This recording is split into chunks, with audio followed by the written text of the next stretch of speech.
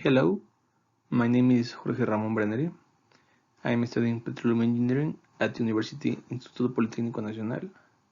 In this presentation, I'm going to speak about deepwater platforms and the different platforms that we can find deep waters.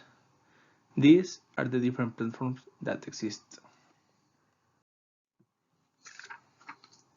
Fixed drilling units, mobile drilling units, submersible drilling units, self-lift platforms, semi-submersible platforms with anchor system, semi-submersible platforms with dynamic position, drilling ships, tensioned leg platforms, and spare buoys.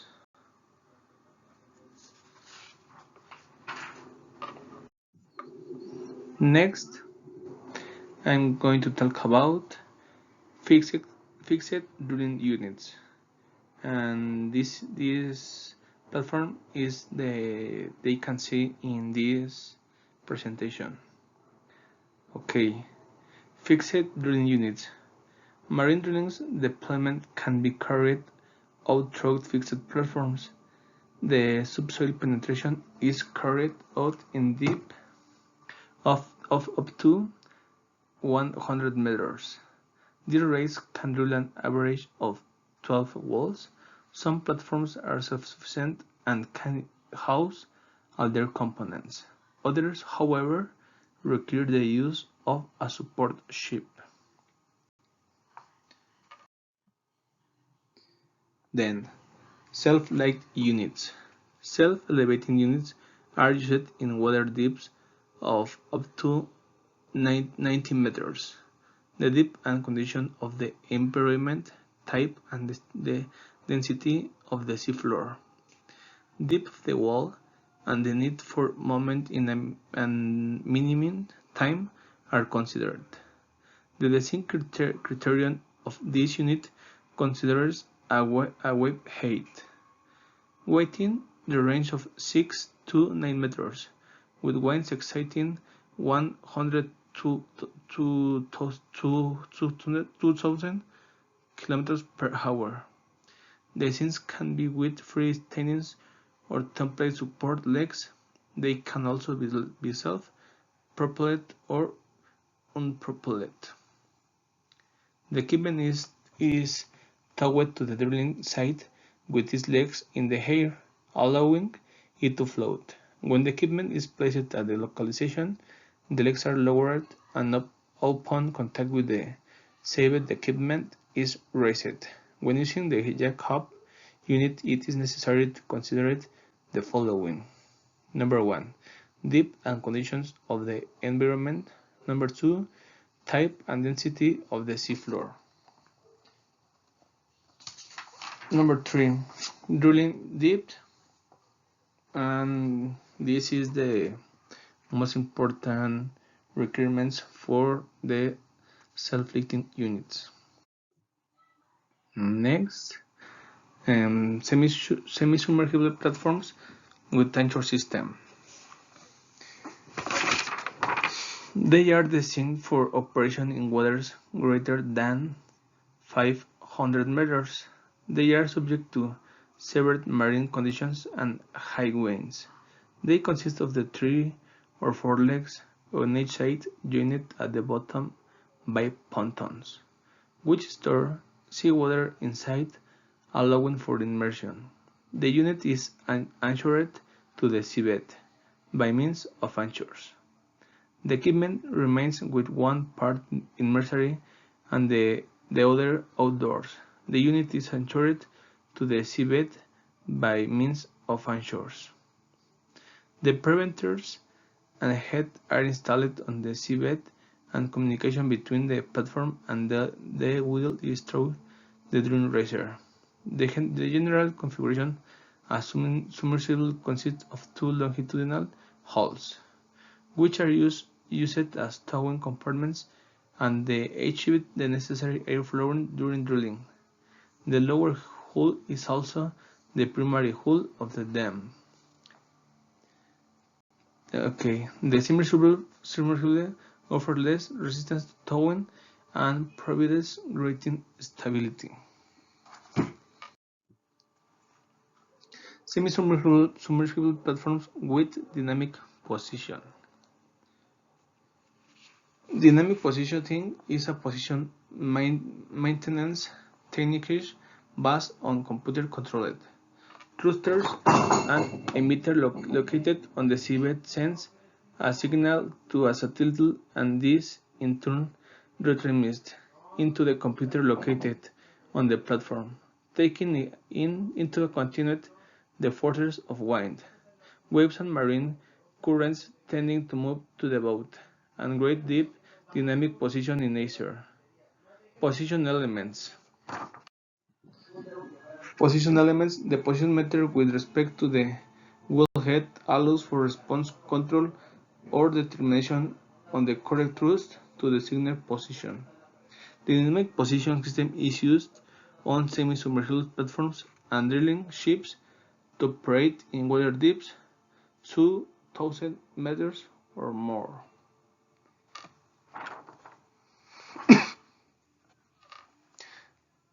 Semi-submersible platforms allow drilling to be carried out in very deep waters. These are kept in place using a conventional anchoring systems. Figure 1.5. It generally consists of 8 anchors located in extent parterre and connected to the hull by a chain or rope cable, or sometimes a combination of both. Drilling ships. It has an anchoring system monitored by a control system, which allows the boat to remain stable. It used in waters of more than 350 meters. They have great mobility. Then drilling units, but weight is the biggest problem. Drilling ships are versatile equipment but can only be considered for use in areas of small wave heights and low wind speeds. It's very similar to a ship that sails with its own propulsion. This has an anchoring system which is monitored by a control system which allows the ship to remain stable at the drilling site. The drilling ship is used in deep waters above 315 meters. In addition, they have greater mobility than all drilling units.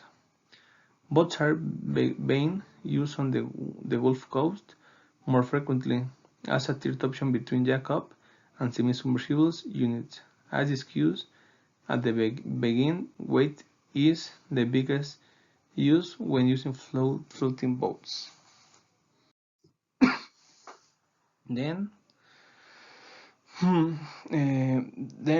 tension leg platforms, or TLPS, tension leg platforms, have been deployed to generate the economic potential of new discoveries in deep water fields. It is used for drilling in waters with a depth greater than 600 meters.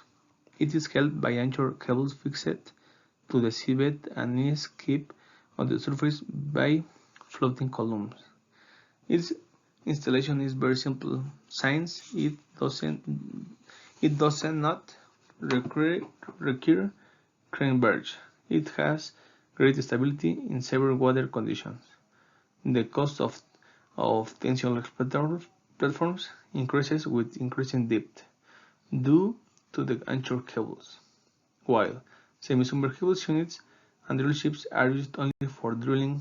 TLPs have a great advantage in terms of versatility to drill, recover and produce wells almost simultaneously. Okay. In another diapositive is parboils. There is a new generation of floating unit used in the oil industry for the exploration of deepwater fields. These are called parboil or simple spar, although its use is not new in other areas, including the storage of oil or gas in marine facilities. Spars have been used for decades as marker buoys and to obtain oceanographic data. Flip is 350 feet long. Its hull is 20 feet in diameter in first lower half and then tapers to 12 feet. Its upper part is shaped like the bow of a boat and holds accommodation, a power plant, other equipment, and controls. It is another type of floating platform but with a different geometry and buoyant force. That it is buoyancy capacity. This is obtained through a longer underwater structure connected to cables that generate tension and stability of the platform. Like the semi-submersibles, this is not only considered a drilling rig, but it also has the capacity to store a large amount of oil before being emptied and starting its cycle again. Oceanographic parameters considered for the selection of semi-submersible platforms. The physical and geographic forces that produce the circulation of the atmosphere also affect the waters of the oceans. Both air and water react to heating and cooling. Both have weight and fluidity, and both are subject to the effects of the Earth's rotation. Below are some of the ocean surface moments that affect marine operations. The general circulation of the waters of the seas has been established and is therefore predictable. The parameters to consider are the following: is currents. Currents are responsible for the movement of the enormous volume of water from one side of the ocean to the other. Water transported by currents carries with it the thermal energy that has been absorbed from the sun's rays, which affects the winds, waves, and the water in its new environment. Currents are classified as cold or hot. Another parameter that considered in this selection is loop current. The loop current is the circulation of the Gulf of Mexico in related to the influence of warm, saline waters that enter and through the Strait of Yucatan and leave through the Strait of Florida. Part of the water that enters to Gulf through the Yucatan Channel is returned by concurrents. At this passed through the Gulf Basin, a volume of current waters from rains that move inward, which have an anticyclonic circulation and influence that adjacent waters, generating movements in opposite directions, constituting cyclones ADs. Then, density. The determinations of the water masses present in the Gulf of Mexico and the Caribbean Sea are important to establish their location in the water column, and together with the temperature and salinity, determine the circulation patterns followed by them.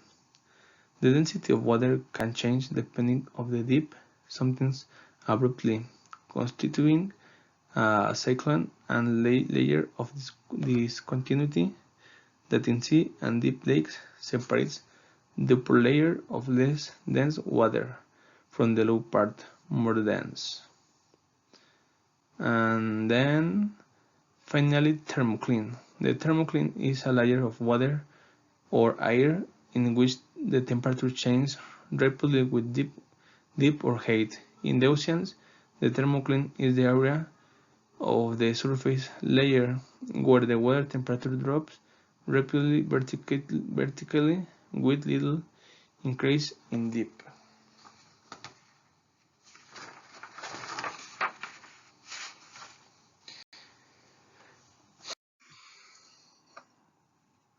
Finally, thank you for watching this video. I hope you like it and see you in the next video. Goodbye.